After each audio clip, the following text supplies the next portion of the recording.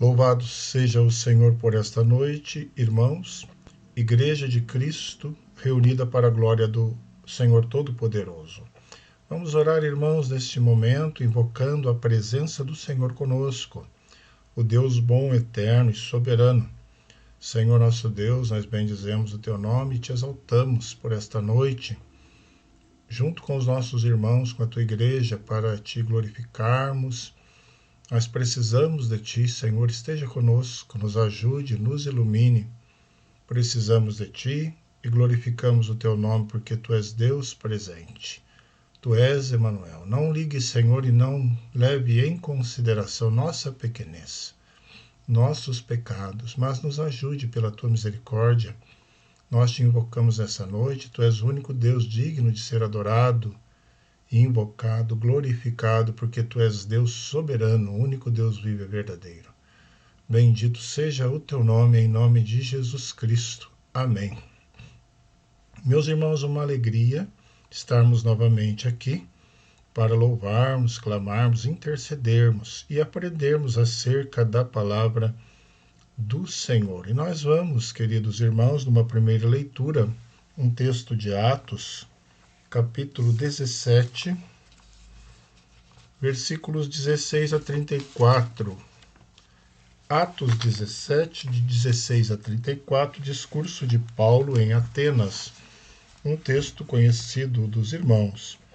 Enquanto Paulo os esperava em Atenas, o seu espírito se revoltava em face da idolatria dominante na cidade. Por isso dissertava na sinagoga entre os judeus e os gentios piedosos, também na praça todos os dias, entre os que se encontravam ali. E alguns dos filósofos epicureus e estoicos contendiam com ele, havendo quem perguntasse: que quer dizer esse tagarela? E outros: parece pregador de estranhos deuses, pois pregava a Jesus e a ressurreição. Então, tomando-o consigo, o levaram ao Areópago, dizendo: podemos saber que nova doutrina é essa que ensinas?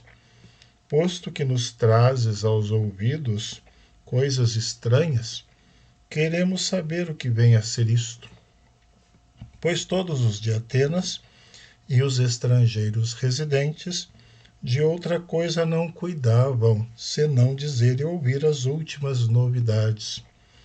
Então Paulo, levantando-se no meio do Areópago, disse: senhores atenienses, em tudo vos vejo acentuadamente religiosos, porque passando e observando os objetos de vosso culto, encontrei também um altar no qual está inscrito: ao Deus desconhecido. Pois este que adorais sem conhecer é precisamente aquele que eu vos anuncio, o Deus que fez o mundo e tudo o que nele existe, sendo ele Senhor do céu e da terra, não habita em santuários feitos por mãos humanas, nem é servido por mãos humanas, como se de alguma coisa precisasse, pois ele mesmo é quem a todos dá vida, respiração e tudo mais. De um só fez toda a raça humana para habitar sobre toda a face da terra, havendo fixado os tempos previamente estabelecidos e os limites da sua habitação, para buscarem a Deus, se porventura, tateando, o possam achar. Bem que não está longe de cada um de nós, pois nele vivemos e nos movemos e existimos, como algum dos vossos poetas tem dito, porque dele também somos geração. Sendo, pois, geração de Deus, não devemos pensar que a divindade é semelhante ao ouro, à prata ou à pedra, trabalhados pela arte e imaginação do homem. Ora, Deus não levou em conta os tempos da ignorância. Agora, porém, notifica aos homens que todos em toda parte se arrependam, porquanto estabeleceu um dia em que há de julgar o mundo com justiça por meio de um varão que destinou e acreditou diante de todos, ressuscitando-o dentre os mortos. Quando ouviram falar de ressurreição de mortos, uns escarneceram e outros disseram: a respeito disso te ouviremos noutra ocasião. A essa altura, Paulo se retirou do meio deles. Houve, porém, alguns homens que se agregaram a ele e creram. Entre eles estava Dionísio, o Areopagita, uma mulher chamada Dâmaris, e com eles outros mais. Texto da palavra do Senhor, um tanto longo, mas tão rico, que nos ensina e que serve como primeiro texto desta noite, irmãos e irmãs. Discurso de Paulo em Atenas. E esse Deus Todo-Poderoso, conforme Paulo nos mostra aqui, nesta esplêndida consideração, e que ele nos faz que dele recebemos vida, respiração e tudo mais, inclusive o perdão dos nossos pecados na pessoa e obra de Cristo. Vamos orar, meus irmãos, neste momento, clamando ao Senhor que perdoe os nossos pecados, que o Senhor nos restaure a alma, nos restitua a vida, a fé, que o Senhor tenha misericórdia de nós, que o Senhor aceite as nossas petições dos desempregados, enfermos, quantos desvalidos, necessitados de uma bênção especial do Senhor, que possamos interceder pelas nossas famílias, pelo nosso país, pelos missionários, servos e servas do Senhor nos campos. Oremos silenciosamente, entregue o seu lar diante do Senhor, as pessoas, porque Deus tem cuidado de nós. Oremos.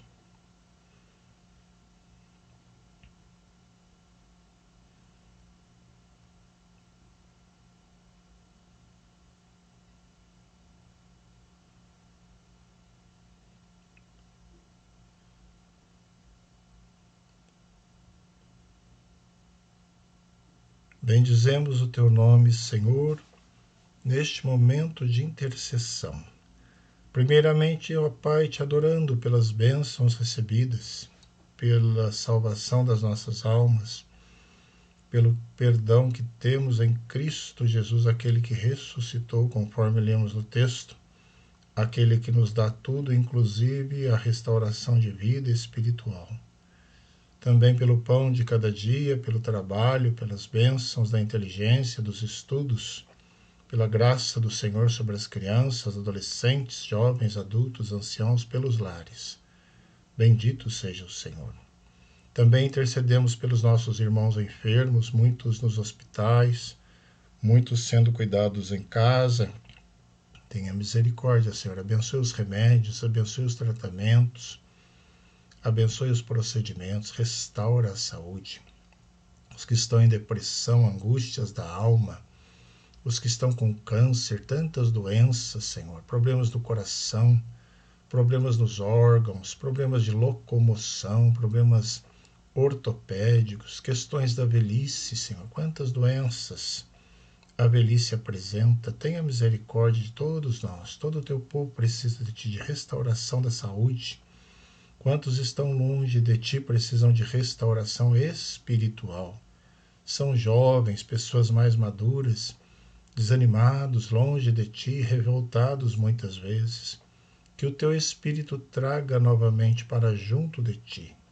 Restaura, renova famílias, abençoe relacionamentos, ó Deus.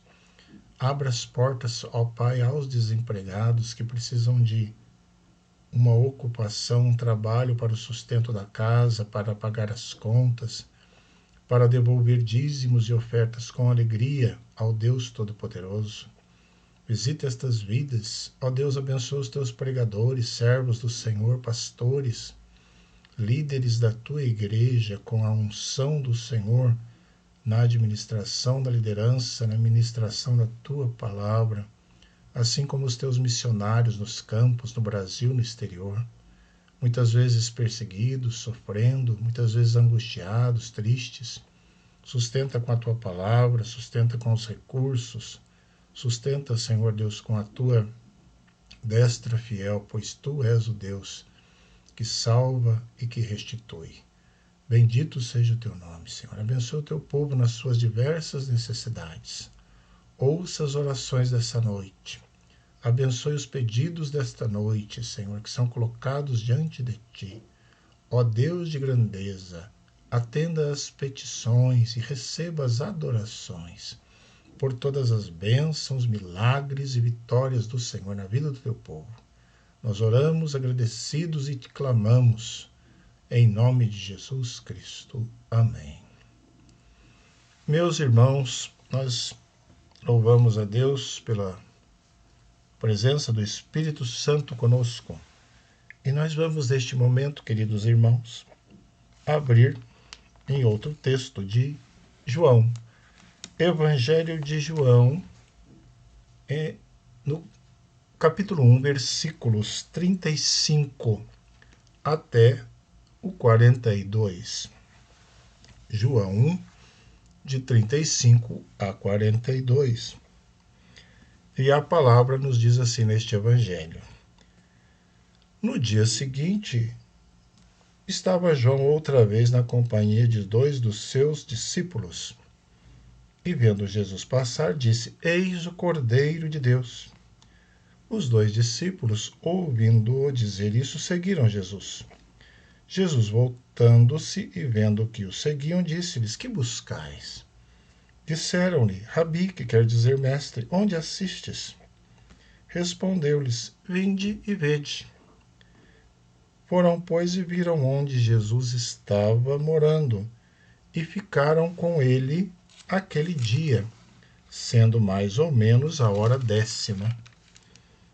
Era André, o irmão de Simão Pedro, um dos 2 que tinham ouvido o testemunho de João e seguido Jesus.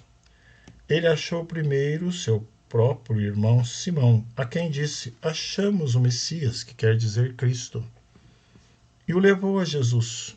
Olhando Jesus para ele, disse: Tu és Simão, o filho de João. Tu serás chamado Cefas, que quer dizer Pedro. Texto da palavra do Senhor no Evangelho de João, capítulo 1. E vamos orar clamando o Espírito que nos ajude. Senhor Deus, que o teu Espírito nos ilumine, nos dê a tua direção, a tua luz, a unção para entendermos a tua palavra santa, ó Pai. Somos tão pequeninos e precisamos da tua orientação e da tua graça. Nós te pedimos, não porque merecemos, mas em nome de Jesus. Amém. Irmãos, neste trecho temos uma passagem especial. Jesus chama os seus primeiros discípulos, os primeiros de milhares que o seguiriam. João Batista ainda estava atuando, exercia o seu ministério de precursor de Cristo. Então, vendo a Jesus, João indica ali o novo líder. Ele diz com exultação: Eis o Cordeiro de Deus, eis o Cordeiro de Deus. João Batista, ele entendia que o seu papel era transitório, mas o ministério de Jesus seria permanente. Imediatamente, então, os seus discípulos mudam de mestre. Alguém muito superior chegou. Alguém muito superior a João havia passado por ali. E eles deixam João Batista e passam a seguir a Jesus.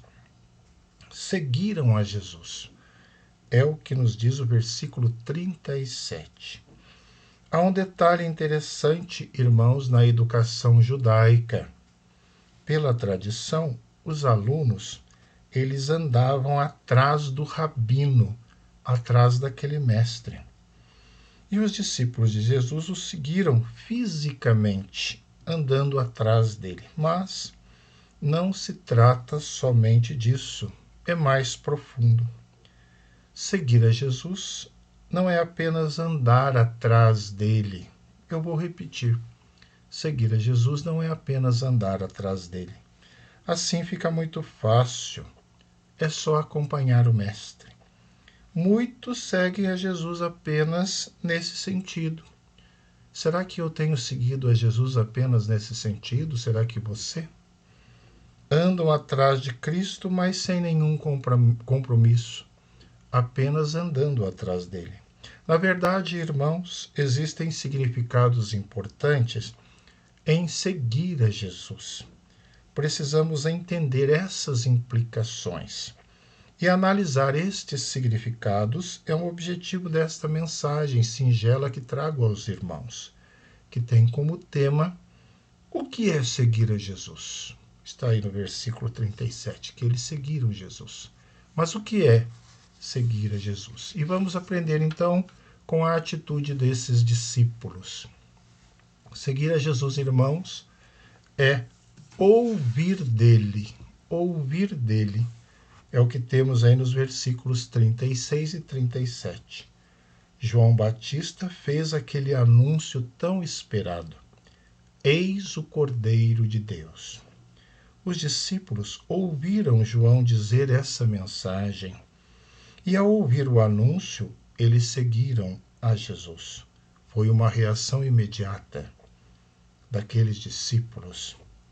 Eles não ficaram na dúvida, eles não ficaram na desconfiança. Ouviram sobre Jesus e imediatamente o seguiram. É o que está aí no versículo 40. Era André, o irmão de Simão, Pedro, um dos dois que tinham ouvido o testemunho de João e seguido Jesus. André, então, ouviu o testemunho e seguiu a Jesus. Seguir a Jesus significa ouvir dele.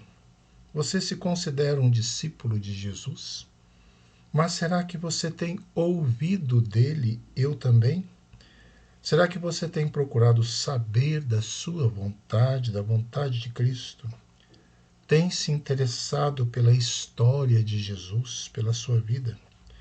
É interessante, irmãos, que alguns dizem que seguem a Cristo, mas não ouvem sobre ele. Não se interessam em saber da sua doutrina, do seu querer, mas afirmam firmemente que seguem a Jesus. Que seguem a Jesus. Seguir a Jesus é mais do que andar atrás dele. Na Palestina, muitos apenas andaram atrás dele, atrás de Jesus. Porém, poucos o amaram. Poucos entendiam que ouvir dele era essencial sobre ele. Poucos se interessaram em saber da sua vontade. Poucos moldaram as suas vidas pela palavra de Jesus. No primeiro texto que lemos, em Atos, nós vemos Paulo alguns anos adiante, à frente, quando Paulo fala da ressurreição, e o texto nos diz no versículo 32 de Atos 17, quando aqueles homens ouviram falar de ressurreição e acerca da ressurreição de Cristo, eles disseram assim: a respeito disso te ouviremos noutra ocasião. Não quiseram ouvir. Não quiseram ouvir. A pergunta que fica é: será que houve outra ocasião? Será que houve outra ocasião? Você tem apenas andado atrás de Jesus? Será que eu? Ou será que verdadeiramente temos tido prazer em ouvir de Jesus, ouvir dele? É preciso buscar a sua palavra, é preciso aprender dele, é preciso ter prazer em ouvir dele e sobre ele. O que é seguir a Jesus? Seguir a Jesus é ouvir dele, muito mais do que apenas andar atrás dele. E aprendemos também, irmãos, com estes servos, que seguir a Jesus é ficar com ele. E nós vemos aí, e ficaram com ele aquele dia, no versículo 39. Jesus percebeu que os discípulos o seguiam, e virando-se perguntou: que buscais? Que pergunta, irmãos, essa, hein? Que buscais? Pergunta muito profunda. O que vocês querem andando atrás de mim? Eles responderam: onde assistes? Ou seja, onde o Senhor mora, reside, onde o Senhor fica. Jesus disse: vinde e vede. Vinde, vede. Jesus mostrou-lhes onde estava morando. Certamente era um lugar simples, não era um lugar de luxo nem de pompa. E Jesus então lhes apresenta a realidade nua e crua. Sabe, irmãos, o Senhor nunca ocultou a realidade aos seus filhos. Ser discípulo dele significa e implica conhecer as dificuldades. Essa realidade é uma realidade de simplicidade, de luta, de provação. É uma realidade que implica perseguição, muitas vezes dor. Ser discípulo de Jesus é viver uma vida de aflições. Vinde e vede, vinde e vede. Essa foi a resposta de Jesus. No entanto, salta aos olhos a decisão deles. A decisão dos discípulos, após se depararem com a realidade, eles não desistiram. Eles não desistiram. Eles não foram embora decepcionados, mas ficaram com ele aquele dia. Nos diz o versículo 39. Ficaram com ele, permaneceram com ele, não apenas aquele dia, mas por todas as suas vidas, tornaram-se discípulos de Jesus. Passaram por provações, passaram por perseguições e até morte, mas ficaram com ele. O que é seguir a Jesus? É apenas andar atrás dele? Não. Seguir a Jesus é ficar com ele. Mas o texto nos apresenta também, a partir desses discípulos, que seguir a Jesus é dizer dele. Dizer dele. Está aí no versículo 40, nos versículos 40 e 41. A quem disse, achamos o Messias. André achou Jesus e não se calou. Ele disse a Simão, Simão, achamos o Messias. Você já teve a experiência de achar o Messias? Louve a Deus por isso. Louve a Deus por isso. Aleluia, achamos o Messias. E o que você tem feito a partir desse milagre? O que eu tenho feito? E ele disse a seu irmão acerca dessa experiência. Será que temos falado acerca de Jesus? É preciso, irmãos, dizer dele para todos, para os outros. É interessante, muito interessante, conversamos tanto, falamos de tantos assuntos, com tantas pessoas, às vezes contamos piadas, falamos de filmes, de casos, acontecimentos, futebol, quantos assuntos, mas pouco contamos sobre Jesus. Temos que reconhecer. Achamos o Mestre, que experiência maravilhosa, que experiência grandiosa, mas guardamos para nós. Guardamos em nossos corações, não dividimos essa graça com os outros. Escondemos esse tesouro que salva almas. Não revelamos os mistérios de Deus para os perdidos que nos cercam, estão ao nosso lado. Em Mateus nós lemos, ide depressa, e dizei aos seus discípulos que ele ressuscitou. É voz do anjo naquele momento ali, para aquelas mulheres. Essa ordem serviu para que elas pudessem falar. Essa ordem também vale para nós hoje. Vai e diga às pessoas que ele ressuscitou. Como Paulo falou em Atenas, no primeiro texto que lemos. Aquele que achou a Jesus precisa dizer dele. Quem teve um encontro com Cristo não pode se calar. O que é seguir a Jesus? É apenas andar atrás dele? Não. Seguir a Jesus é dizer dele. Mas é também, irmãos, e nós aprendemos, levar a ele. No último aspecto desta meditação está aí no versículo 42. É preciso levar a ele. E o levou a Jesus. A atitude de André é muito relevante. Precisamos aprender com essa ação daquele servo. Ele não se contentou apenas em falar de Jesus, ele levou Simão até Jesus. Seguir a Jesus exige um pouco mais do que apenas andar atrás dele. É preciso dizer dele, é preciso falar dele, mas é preciso também levar as pessoas até ele. Você tem levado as pessoas até a Jesus? Será que eu tenho levado? na sua casa, no seu ambiente de trabalho, na escola, nos momentos de lazer.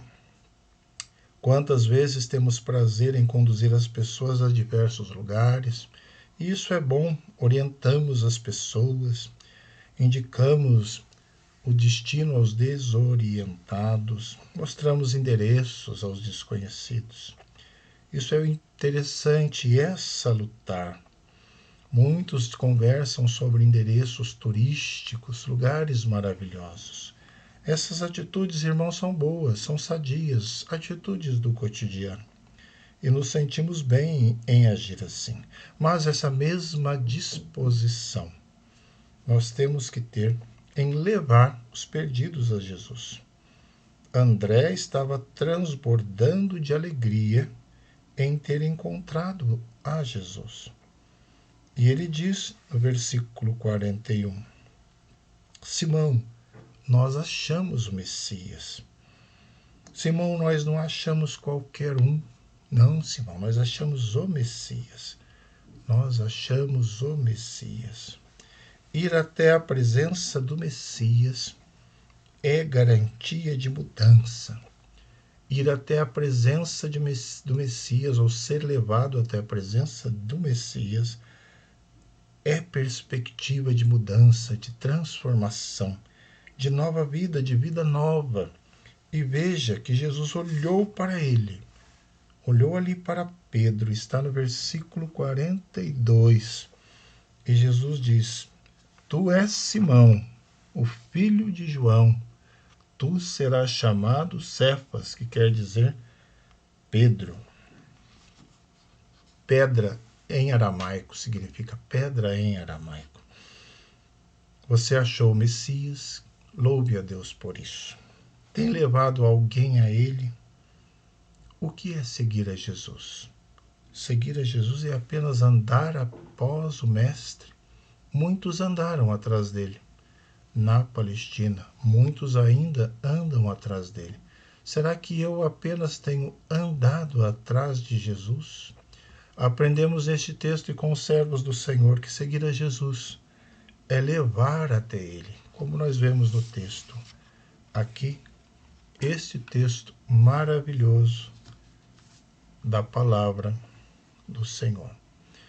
Então, irmãos, concluindo esta mensagem nesta noite, a partir desse texto lido, texto glorioso da palavra do Senhor, texto no qual os discípulos de João seguem a Jesus, e nós vemos, queridos, que vendo Jesus passar, João não ficou inerte, João não se calou, mas João disse, eis o Cordeiro de Deus. Está aí, no versículo 36.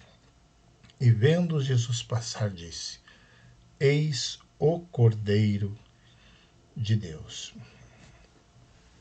Quando aqueles homens ouviram isso do seu mestre João, eles imediatamente seguiram Jesus. Imediatamente seguiram Jesus Cristo. E estes discípulos de João, eles amavam o seu mestre João. Para abandonarem João e seguirem a Jesus, era necessário que aquele novo mestre, novo guia, que ele fosse alguém digno, alguém de fato importante e relevante, mais do que João. E João diz, convém que ele cresça e que eu diminua em outro momento. Eis aquele que é o Cordeiro de Deus. Você tem seguido Jesus ou só andado atrás dele? Será que eu tenho só andado atrás dele? E hoje nós estudamos, querida igreja, um tema a partir de uma pergunta e a partir desse texto. O que é seguir a Jesus? E aprendemos que seguir ao Mestre é mais do que andar apenas atrás dele, como na educação judaica, na qual os discípulos andam, os estudantes andam atrás dos rabinos. Mas seguir a Jesus é mais. Seguir a Jesus é ouvir dele. Seguir a Jesus é ficar com ele, amar ficar com ele. Seguir a Jesus é dizer dele e é também levar a ele. São níveis mais profundos de significado que nós aprendemos a partir desse texto e a partir da mensagem do Senhor. Que o Senhor nos abençoe. Amém.